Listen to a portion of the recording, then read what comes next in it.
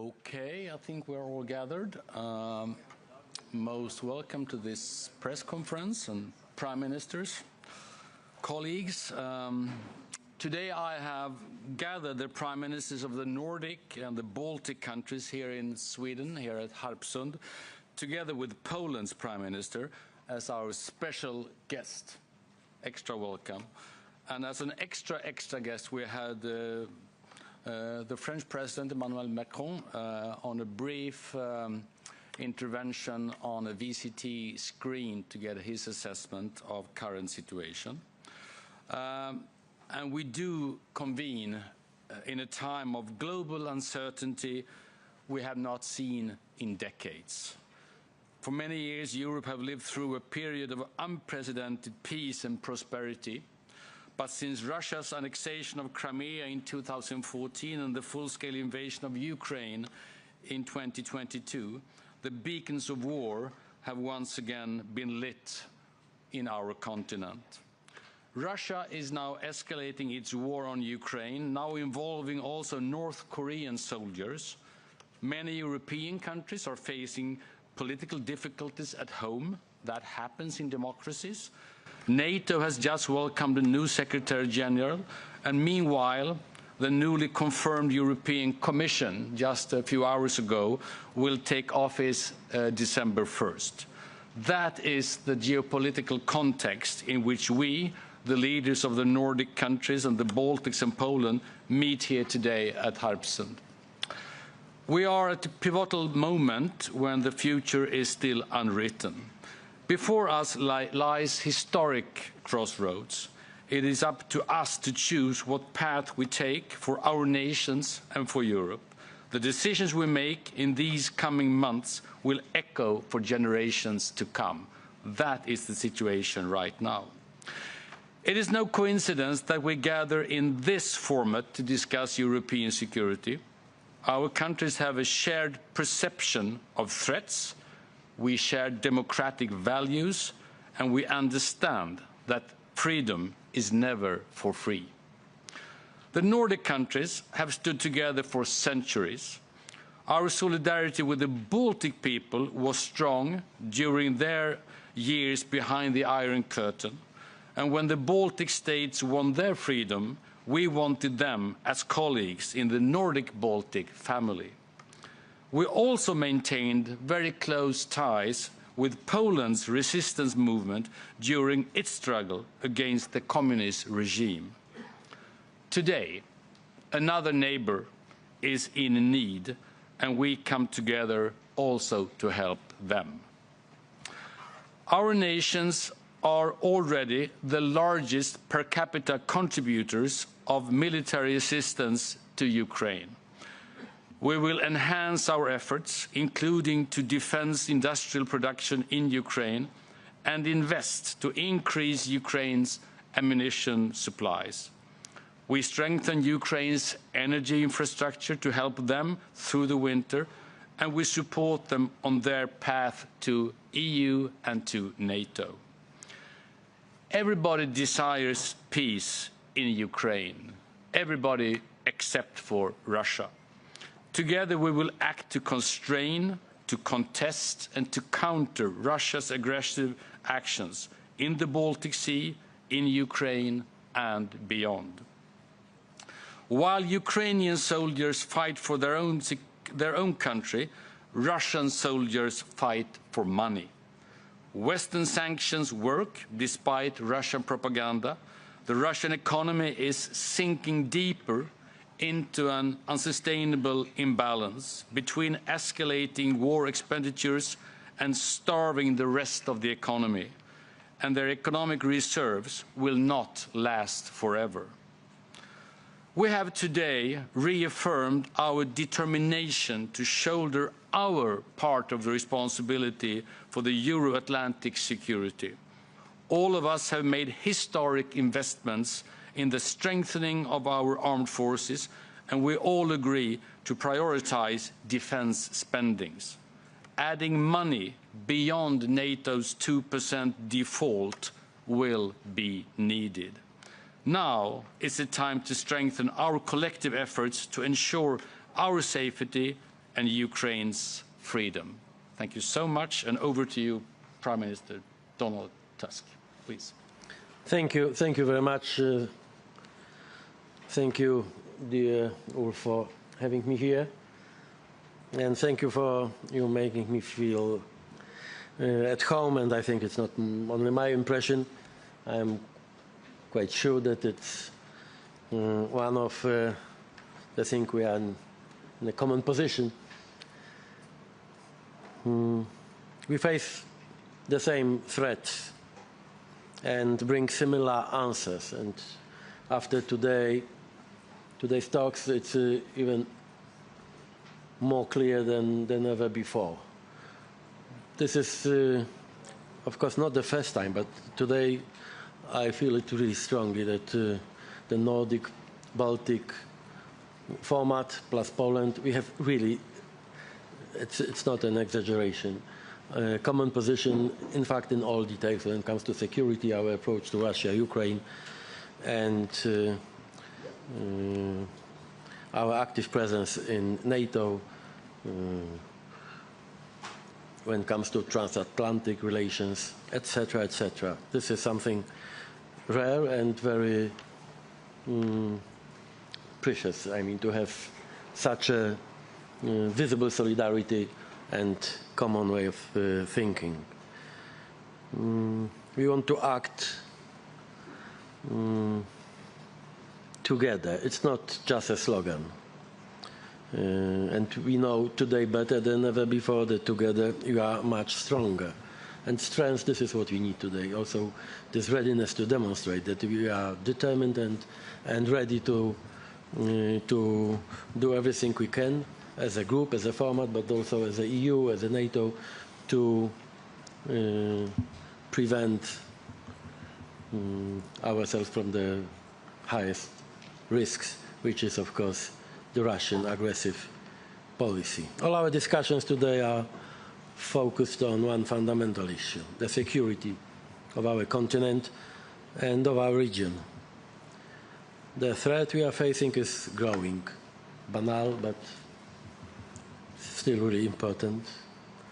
And it is the Ukrainians who, by resisting Russia, are making the rest of us safer. And the scenario for a catastrophe less likely. We have to be aware, and our group is aware of this, that our support to Ukraine is, in fact, it is something also very egoistic, and very rational, very pragmatic. It's not only because of values, not only because we want to support the independence and the right for freedom, etc., for our Ukrainian friends, but it is also important because of our individual and European interest. Independent Ukraine means safer Poland, safer Sweden, Norway, Europe, and the whole West. And this is why we cannot fail in our support for Ukraine. It must be clear, if Ukraine loses, we all lose. Today I will warn everyone against the illusion that agreeing to Russian conditions of a ceasefire, such as neutral Ukraine, demilitarized, accepting the hitherto annexation of Ukrainian territory, would stabilize the situation in the whole region and prevent us from the threat of World War III. Quite the opposite. Our capitulation or lack of support for Ukraine, this is the obvious way to deepen the crisis and threat and risk for all of us.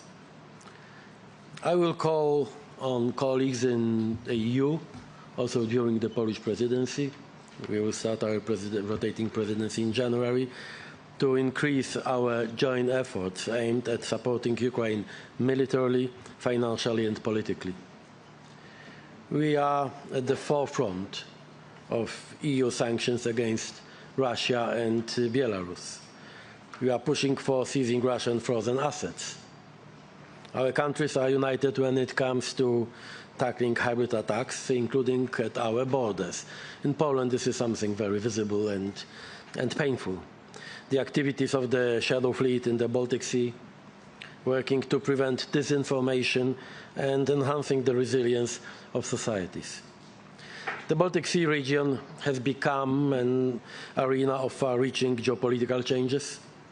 The war has entirely transformed the reality of our region and the whole Europe. Nordic and Baltic countries are our closest partners and allies, especially in the context of defense and security. When it comes to our cooperation in the field of defense, armaments, Poland, Sweden, Finland, Norway, we all have a long and good tradition of our cooperation. We share the assessment of the security situation, including concern for critical infrastructure and strategic resources along the Baltic Sea. We need new tools and ambitious means to counter threats. This is why I propose today to create a Baltic Sea policing mission in the Baltic Sea.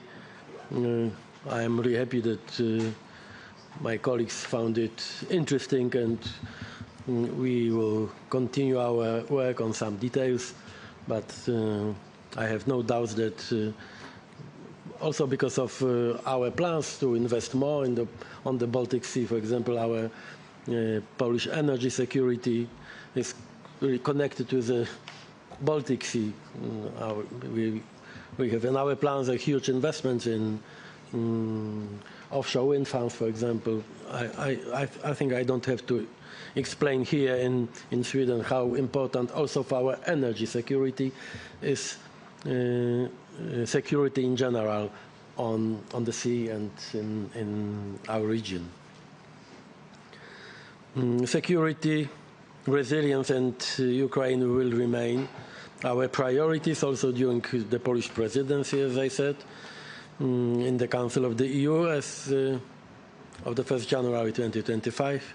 And I know that I will be able to count on the support of all colleagues here to bring this agenda forward. Nobody understands better the dire and complex situation of our region than we do. And nobody has better solutions to these challenges. It is not just a cliché. Our deepened cooperation and coordination is indeed key and should be continued. Thank you. Thank you so much, Donald. And the Prime Minister of Denmark, please. Thank you very much, Ulf, for kindly hosting us here today and in the current geopolitical situation, a situation that is getting more and more difficult and unfortunately also more and more dangerous. It is uplifting to stand here between close allies and friends. Just a week ago, I visited Kiev once again. The people of Ukraine have now been under full-scale attack for more than 1,000 days. The countries standing on the stage today are at the very forefront of support to Ukraine. And we know that the decisions we have taken is not enough. We have agreed today to step up, to scale up and to speed up, to invest directly into the Ukraine's defense industry and to give them what is needed. And this is necessary because we have to understand, even though it's difficult for us Europeans to understand it, that Russia do not want peace. And if we want a free Europe, we have to give Ukraine what they need and what is needed now on the battlefield. And we have to do it without any self-imposed red lines and restrictions. Likewise, we all agree, standing here, that a close transatlantic relationship is the only way forward.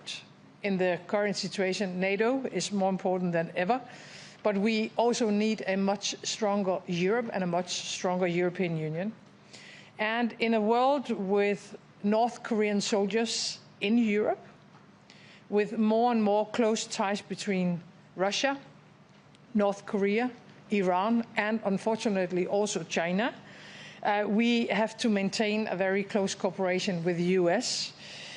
It will be a shared transatlantic task to stand up and push back for our common safety. And I am convinced that this group of countries will do their utmost to make this happen. Thank you. Thank you, Mette. The Prime Minister of Norway, please. There can be no better group than this to come together. This is a family of values, of geography, and of common approach to this geopolitical situation. So thank you, Ulf, for bringing us together. A few remarks. We have to be there for Ukraine in this dire moment. I second the Danish Prime Minister. In Norway, we are just about to agree a broad parliamentary agreement to step up support for Ukraine, which will support its ability to defend itself and to move that into a next generation, which also is about strengthening Ukraine's own industry to produce its defense capability. And the other dimension is also to support Ukraine in protecting its electric infrastructure, knowing that Russia is hitting strategically that particular nerve of the Ukrainian economy. And we have a shared analysis of this. And as it has been stated, next after the US, it has been the Nordic-Baltic countries leading the support to Ukraine, and that will go on. Second point is on the regional stability, because we are regionally together from the Arctic to the Baltic. And I'm very happy to see the Polish Prime Minister here as part of that family today at this meeting. And we've been able to discuss security in the Baltic, security among our countries, and how we will coordinate towards the next NATO summit. On that, there are a lot of things to follow up from the previous summit in Washington, and we are all now in dialogue with the outgoing and incoming US administration to see to it that we are as united as we can be in this situation. So NATO is key. Finally, I would just like to say that this group of countries is a threat to nobody, but we will never accept that others pose a threat to us. And that is why this kind of coming together, comparing notes, and agreeing how to move forward is very useful, and Norway is very happy to be part of that group. Thank you, Jonas. And the Prime Minister of Finland, please. Thank you so much, dear media representatives. First, I would like to thank you, Ulf, for hosting this meeting. And I also want to thank you, Donald, participating in this NB8 meeting. It was very important. The world around us is uncertain. We all agree on that. We face security threats and challenges we thought we were already left to history. At the same time, after our discussions between neighbors, between friends and between allies, I feel reassured. We share a common understanding on the threat environment. And our key message from here is our support to Ukraine is strong and unwavering. Dear colleagues, dear friends, allies, when something happens, we act quickly and we act together.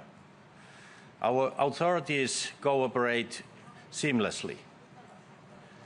Security in Europe, security in the Baltic Sea region is the very end at the core of our existence, our sovereignty. Therefore, it is crucial that we are ready to work together to bear our responsibility, to boost European preparedness and to strengthen European defense and deterrence. Thank you so much.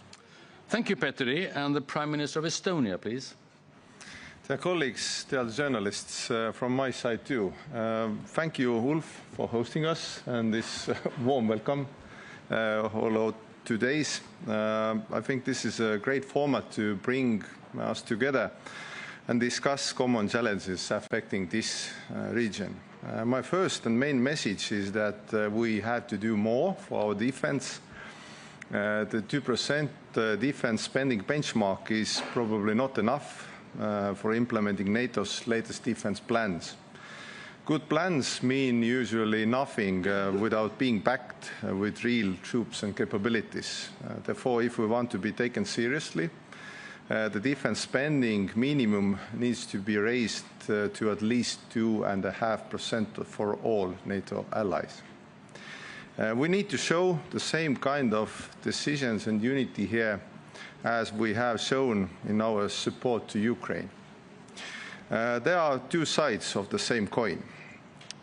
Secondly, we cannot make any concession to our support to Ukraine.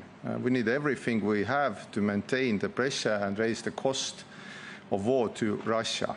Estonia supports Ukraine with 0.25% of our GDP in next 4 years, and everyone should. An aggressor cannot be allowed to rewrite the European security architecture.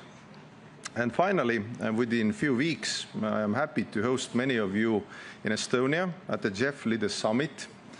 With ongoing Russia's aggression and increased hybrid activities, regional unity is more important than ever. The JEF Summit in Tallinn is a good opportunity to continue our today's discussion and further strengthen this vital cooperation. So once again, thank you all for hosting us.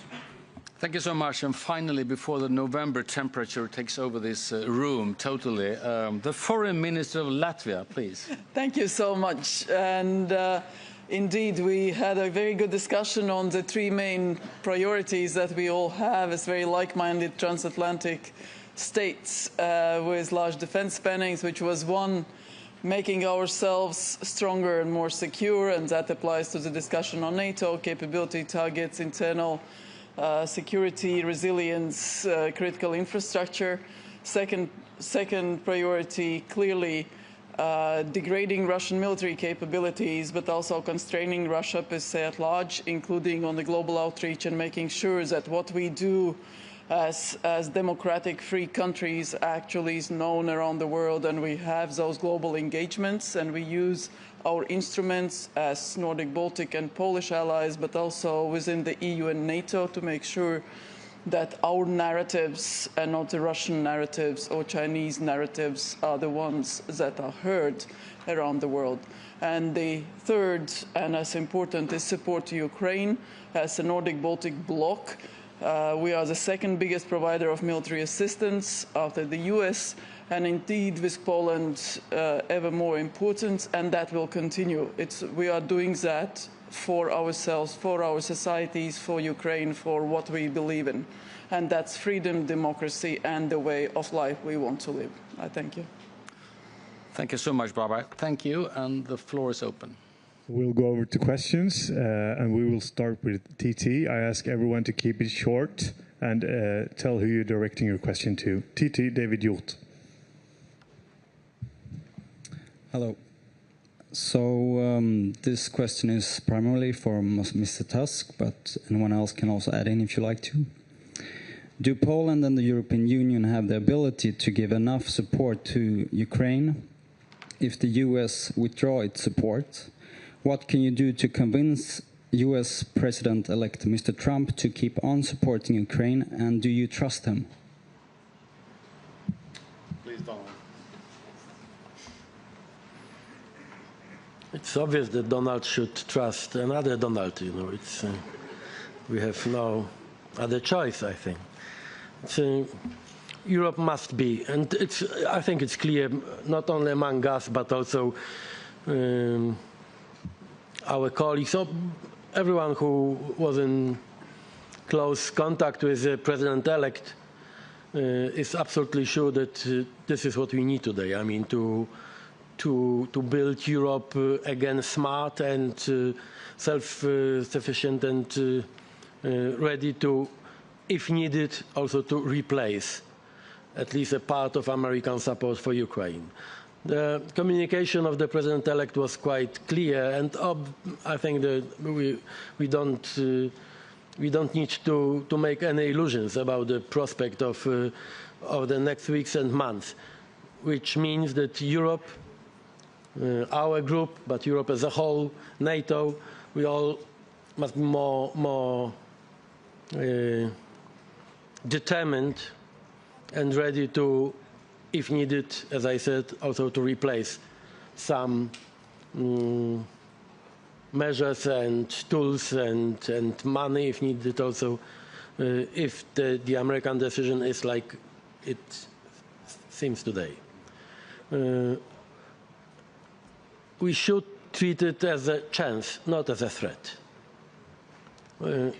Okay, sometimes we have different opinions and different views than President-elect. It's something normal. But the fact that we need more European approach, at least for me, it's obvious, we should treat it as a chance. Because, in fact, no one will replace Europe in our first and the most important duty. It's our security. Because, frankly speaking, the problem is that we are not talking about Ukraine only, and not only about Russia. Now we are talking about our security. If you want to prevent the Third World War, if you want to prevent another phase of Russian aggression, you have to think about yourself as a strong enough, determined enough, and there's no even single reason to have complexes as a EU, as a NATO, as also this group of our countries. If you compare our potential with Russia, there's no reason that we should be afraid or to think about how to capitulate or how to sail Ukrainians' interests against Russia. There's no single reason, only mental one. I mean, and this is our role, I think, and I'm not the only one here, to show to the rest of the world, but also Russia, that we are ready to act in a much more solid and, if needed, brave way. Thank you. We'll go to Sonia Otvinovska from PAP. So I have a question both for our Polish Prime Minister and the host of this meeting, so Swedish Prime Minister. And I wanted to come back to this issue of Navy policing system for the Baltic Sea. So I understand that all of the leaders are more or less in favor of this proposal. And are you going to raise it, for example, during the upcoming European Council? And a second question, a quick one. Is today's meeting an indicator that this format with Baltic and Nordic countries might, in some foreseeable future, also include Poland? Well, if I start off, I mean, we have had a very good cooperation for quite some time now. All of you might not know the fact that before the formal European Union Council meetings, we meet together in a formal sense, well, informally, but in a very formal sense, to really to see to what extent we can join efforts together. So that's a good example. Another good example is that if you combine the Nordic and the Baltic and the Polish contributions to Ukraine, we are actually second biggest after the Americans. So that kind of it suggests to some extent the unity we have.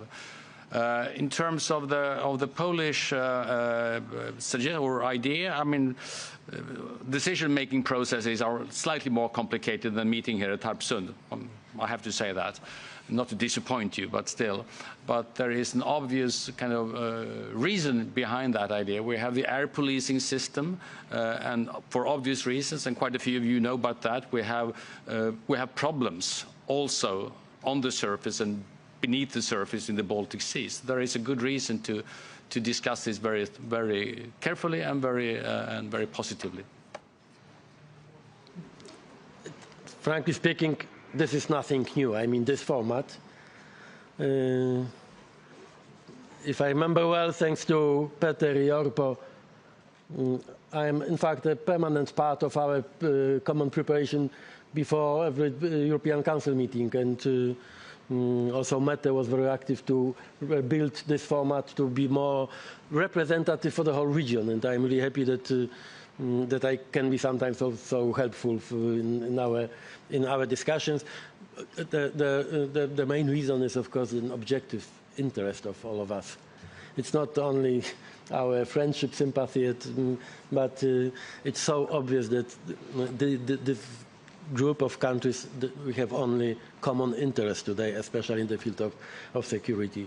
And this is why we will, of course, we will continue our cooperation in every aspect, also during our European Council meetings, during the Hague NATO summit, etc. It's nothing new, and it will be continued for sure. Rasmus Butchell, Danish Radio. I would like to ask about the Joint Navy program as well. You said you want to launch it to stand against the Russian threat. The timing is interesting. Do you thereby say that Russia could be responsible for the Chinese ship? And talking about the Chinese ship, if they won't allow you to do an investigation, will you in the end be ready to forcefully investigate and enter the ship? To me, the question. Okay. The idea to have a more effective control on I can see our sea. It's to prevent this kind of threats. I am not here to judge who is responsible for this act. My private opinion, but it's my private opinion, is that if something looks like sabotage, it's a sabotage. But maybe it's just maybe I'm oversensitive. But because of our Polish experiences with some act of sabotage on our territory, in fact, it's our daily experience now. And with a clear traces that the Russians are, at least are engaged in this series of acts of sabotage in Poland. We have no doubt. It means that as a Polish Prime Minister, I want also to feel much safer when it comes to Baltic Sea. There's no direct connection between this initiative and the latest facts on the sea. But anyway, I think it would be much better for all of us to have a full control on our also our territorial waters. Well, I have no more further comments today compared to yesterday, but as I said yesterday, we are in contact with China from the Swedish side, and that continues. And we have also agreed to join efforts between the affected countries in the investigation. So that's all the information I can give today. Please, Petteri. I just want to thank you, Ulf, and Sweden for your leadership on this issue. This is very, very sensitive question, but it's clear that now we have to give time to the police and the authorities to investigate. But it's crucial that today we have joint team to investigate this issue. And once again, thank you so much for your leadership. Thank you. Please. Thank you. Next question, Ila, Finland.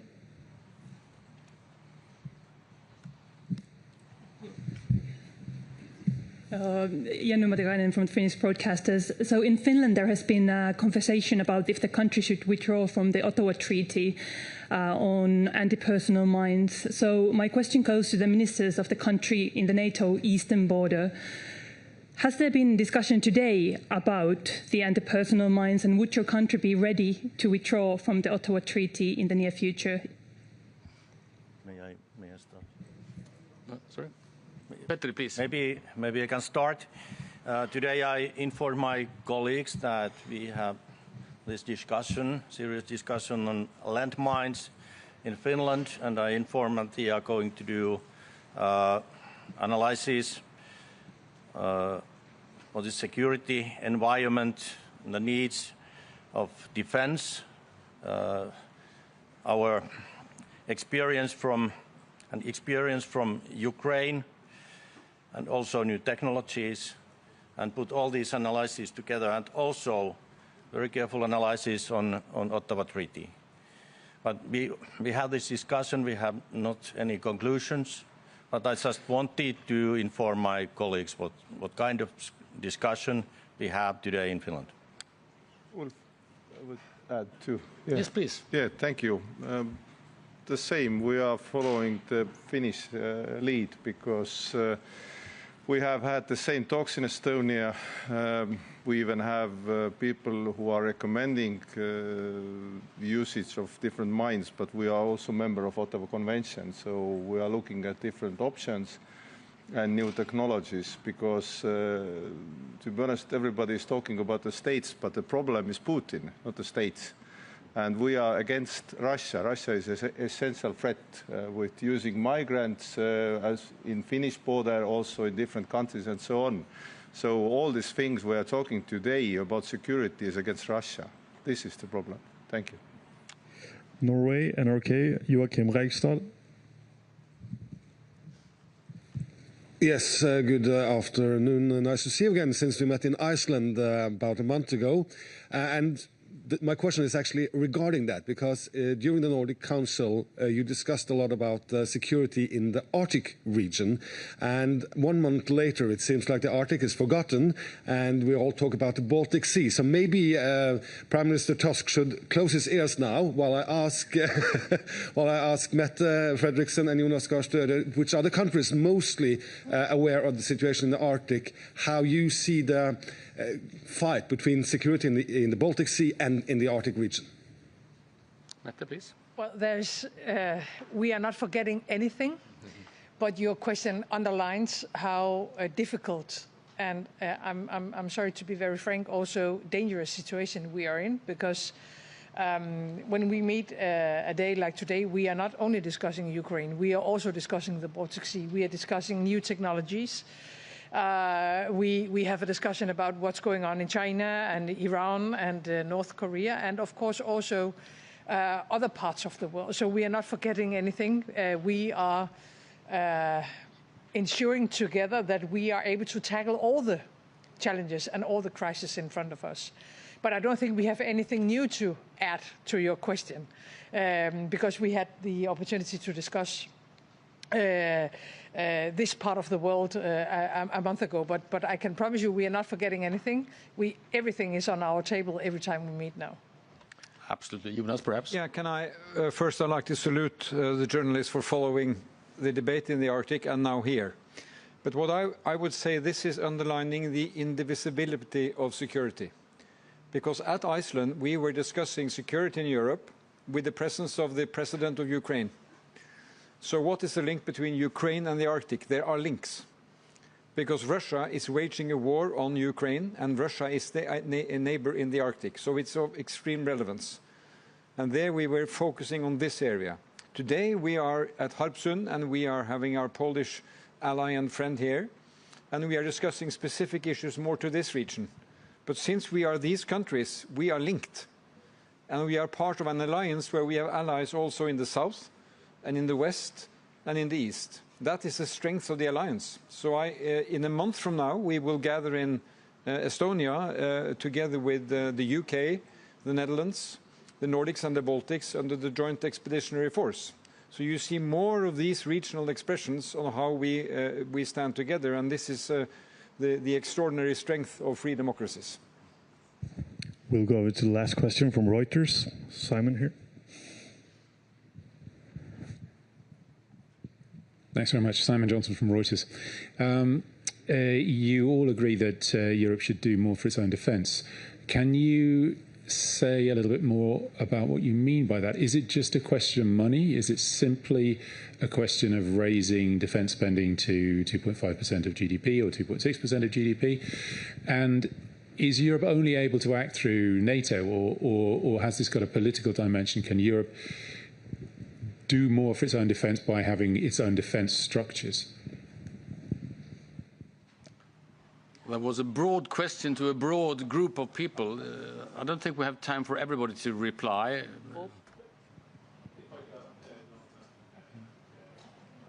Yeah, please. Donald, would you like to start?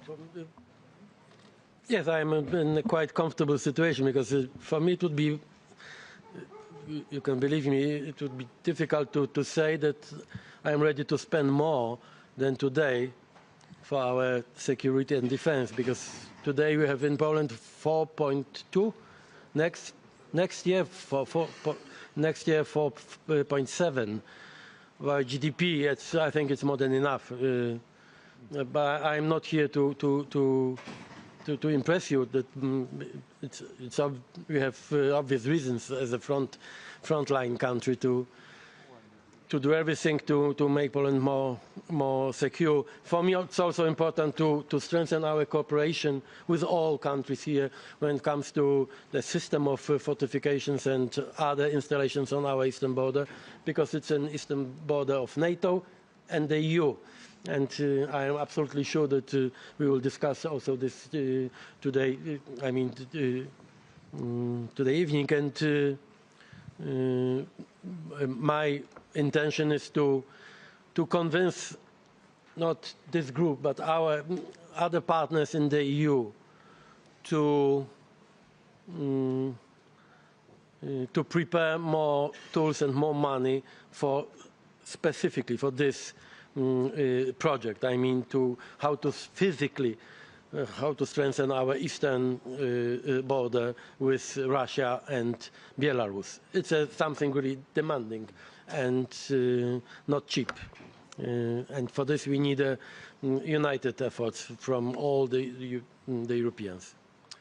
If I may just add on that, I mean, Poland is the leading star in that regards, of course. But it's worth to mention that we all are in the club of those who exceed the 2% default, basically. We have a pretty robust answer to other countries saying, well, we all need to increase.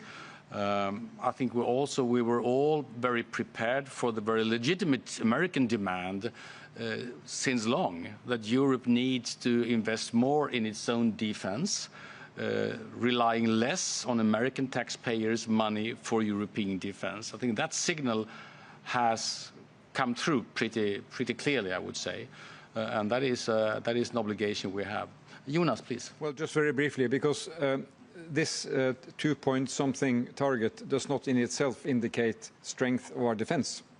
So I'll just like to add two things. What we have discussed today is the need to follow up on our decisions at NATO summits, implement the regional plans we have agreed, implement the fully revamped command structure so that we make maximum coordination of what we do in the alliance. First dimension. Second dimension is that for Norway, speaking for us as a founding member of NATO, we now have Sweden and Finland as allies, which means that in our geography we can now cooperate on defense in a completely new manner.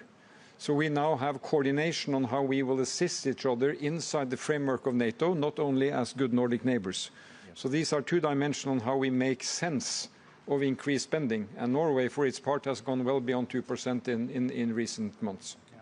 And finally, Baiba, please. Thank you very much. Also for us, 3.5% for defense, 1% for Ukraine aid, plus investment in external borders, both with regard to infrastructure. And obviously, we look at the EU and overall sort of allies and countries to understand that we are external border, both of the EU and NATO, which requires both military elements in that, but also civil border elements. It requires infrastructure and so on and so forth. And what has happened with the sanctions implementation that we expect all the countries in the middle of the EU to be very robust in implementing their obligations with regard to sanctions due diligence, because otherwise the burden is on the external countries on the border. We are the ones then at the end who have to carry that burden, checking all the customs declarations, checking the goods, checking the codes, the final destinations, and it's a big burden. Our customs, our border guards are really working overtime. So there are various elements. But as Jonas said, it's very important not to duplicate NATO. We have defense plans, we have capability targets. EU's efforts in this regard should contribute to the outcomes of those defense outcomes that we want in NATO, making us stronger, making us more secure. It's pretty straightforward. Thank you. And the final words go to Estonia. Thank you, Ulf. Estonia's defense spending this year is 3.4% of our GDP, and next year about 3.6, 3.7. and few years it will go over 4. So in NATO, it's like Poland is the world champion over the 4, Estonia second, and the United States is third. So my recommendation also to my colleagues today and also in CHEF meeting in Tallinn 16th and 17th would be that whole NATO, every country would raise the level at least 2.5. Because if you look at the capabilities we need with hybrid threats and with Russia, we have the economic power. This is the most wealthy nations and most wealthy region in the whole world. So to chip in, and probably the world will meet different hybrid threats to different connectivity and so on. This is the only way to have two things. First is security and second one is prosperity. So yes, my recommendation would be to increase capabilities and decrease the expenditure to defense and also defense industry-wise, which we need in Europe too. Thank you. Thank you all. Thank you so much. Thank you.